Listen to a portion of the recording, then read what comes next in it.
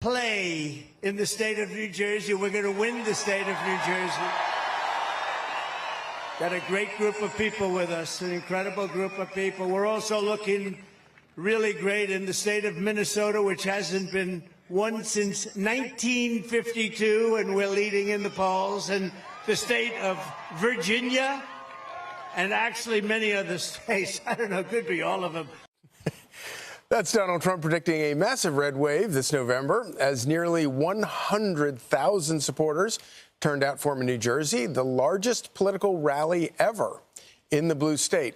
Our next guest was there. New Jersey native Joe Concha joins us now. Joe, so, I just saw it on TV and it looked like a sea of people, but you were actually there. It was truly stunning, given that I've grown up in New Jersey, knowing that this is a state that hasn't gone blue for a Republican presidential candidate since 1988.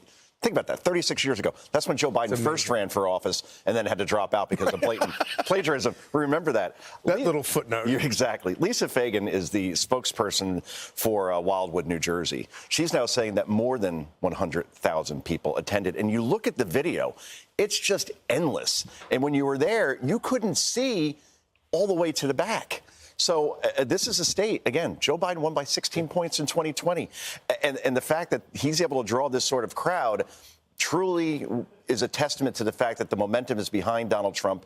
The energy is behind Donald Trump right now, even in states where he wasn't competitive in 2020. Yeah, and obviously people camped out overnight to get into this rally. Yeah. And I loved one of the points you made earlier, which was that how happy people are. Yeah. And it's something I always see whenever you go to these Trump rallies. You can say whatever you want.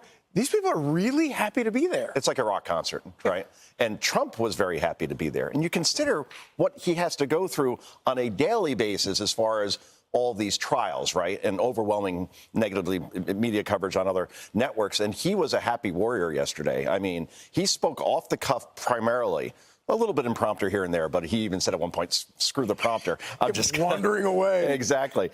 He spoke for more than 90 minutes. And at times, the things he said about Joe Biden in terms of being worse than the worst 10 presidents in this country combined, it made the Tom Brady roast look tame at this point. Meanwhile, Joe Biden was in Seattle, and he spoke for 16 minutes to the former head of Microsoft at a party at his home, multimillionaire, elite donors, and then left. So that's your contrast right there. Trump, 100,000 people, speaks for more than 90 minutes.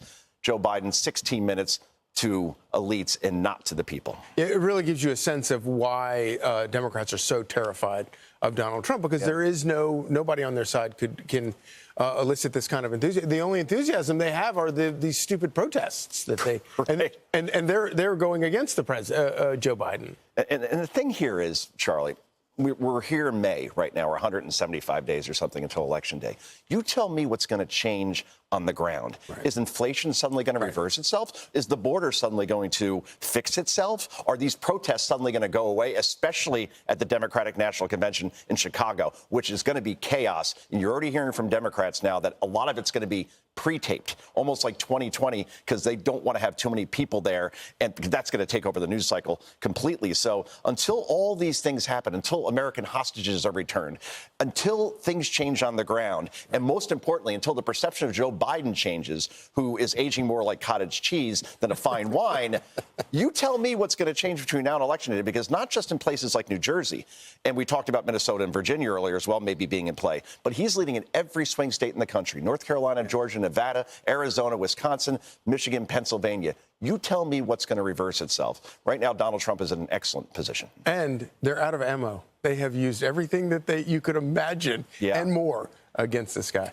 If Alvin Bragg's trial comes back with a hung jury or acquittal, then it's over. Great stuff. Thank you, Joe. Thank you. Happy Mother's Day. Yes, indeed.